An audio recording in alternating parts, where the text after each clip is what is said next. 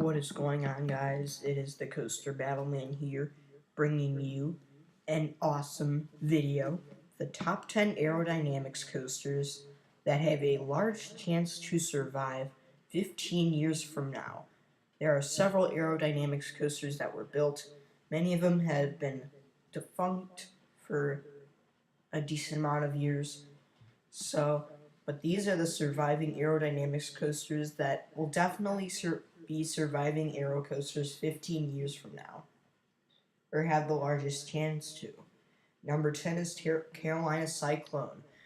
This is a pretty good aerodynamics coaster. I mean, it has the four inversions, but that's about it. This is the first coaster to feature four inversions, and this coaster is located at Carowinds. It's an okay coaster. Number 9 is Corkscrew at Cedar Point. This coaster will definitely survive in the coming years. It's the first coaster to have three inversions, is one reason why. There's a vertical loop, two corkscrews. It's a standard aerodynamics 3 inversion coaster. There's a similar coaster to this at Valley Fair, and this is an okay coaster. Really, it's nothing special. Number 8 is the Bat at Kings Island. This is an amazing aerodynamic suspended coaster. There's so many swooping turns. My only complaint is that duration, though. It really needs to be a bit longer of a ride. But this coaster is very intense. The swooping turns are amazing, and overall this is a solid ride. Number 7 is Ninja at Six Flags Magic Mountain. I haven't ridden this coaster before, but eventually I have to head to Magic Mountain and ride Ninja and all the coasters at Magic Mountain. But I think the Ninja is actually a pretty good aerodynamic suspended coaster. It has some very good swooping turns, and that's what it's all about. There's no drops or anything, unlike the Bat at Kings Island, but this is a great aerodynamic suspended coaster. Number 6 is one of the two Demon clones. The reason why I'm saying one of the two is because for Six Flags Great America, there's definitely a high chance that the Demon roller coaster at Six Flags Great America will be removed and replaced by a launch coaster from Premier Rides, similar to Full Throttle, or maybe some family rides or something. I'm not sure. Or even a better coaster. But I think one of the two Demon clones will eventually be removed in the next 15 years. And one of them will be around 15 years from now. Number 5 is Gemini, the classic racing hybrid at Cedar Point.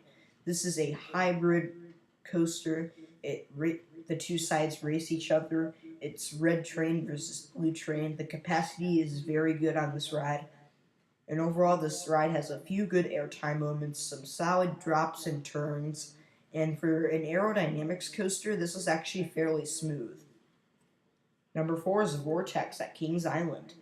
This is one of the best aerodynamics custom loopers out there. It has some great inversions, and I consider this my favorite custom looper by aerodynamics. The inversions are very fun. I love the vertical loops. The double corkscrew is pretty good. That bat wing element's fun.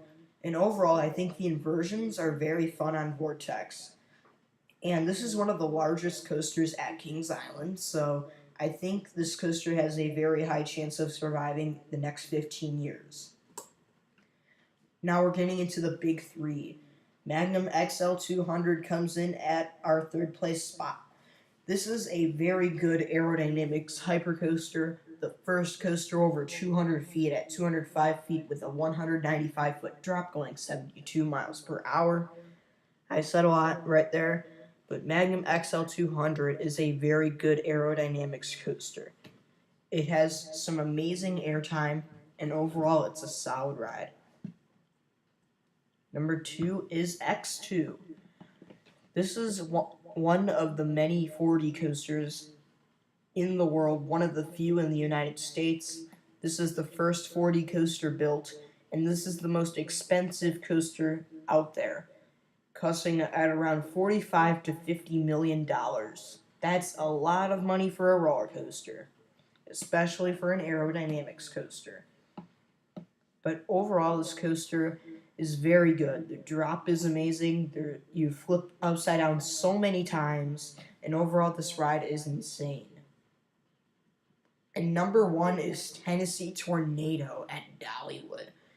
This is an amazing coaster, and this coaster definitely will survive in 15 years from now. It'll be a surviving aero coaster because this coaster will blow you away. I think it's definitely one of the best aero coasters in the world. One of the best aerodynamics looping coasters. One of the best looping coasters of all time. This coaster is very good and overall a solid ride. Thank you for watching. Stay tuned for more videos. Wait, and before I end the video, I forgot to mention Loch Ness Monster at Busch Gardens Williamsburg. It could definitely make this list. I totally forgot about that ride. Sorry about that, but still. Thank you for watching. Stay tuned for more videos.